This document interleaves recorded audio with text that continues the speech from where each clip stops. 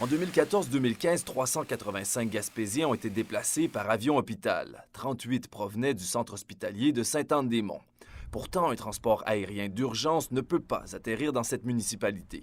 Les patients qui se trouvent entre la vie et la mort doivent se rendre à Montjoly, à 150 km de là. Je ne peux pas parler de cas spécifiques. Oui. Cependant, le ministère est vraiment au fait là, pour les opérations de l'avion-hôpital. Donc, c'est tout ce que je peux vous dire dans ce cas-ci.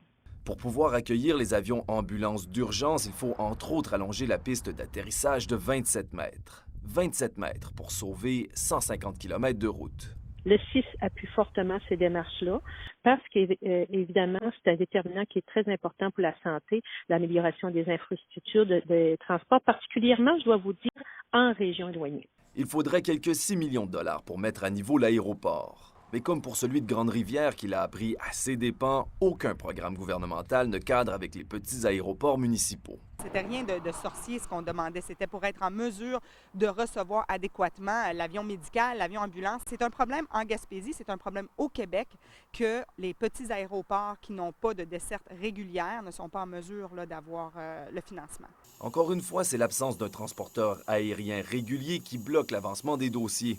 Le ministère des Transports du Québec a mis sur pied cet automne un comité pour travailler sur la question avec les municipalités. Mais aucune rencontre n'a encore eu lieu. Je le souhaite qu'il y ait une révision au niveau de l'octroi des financements parce qu'il faut quand même s'assurer d'avoir un service minimum en Gaspésie pour nos citoyens et aussi pour tout l'aspect développement économique en Gaspésie.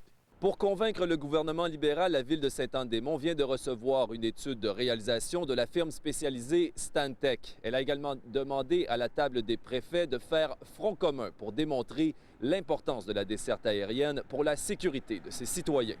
Entre-temps, la municipalité assume elle-même les frais d'entretien de l'aéroport, au bas mot, 50 000 $ par année.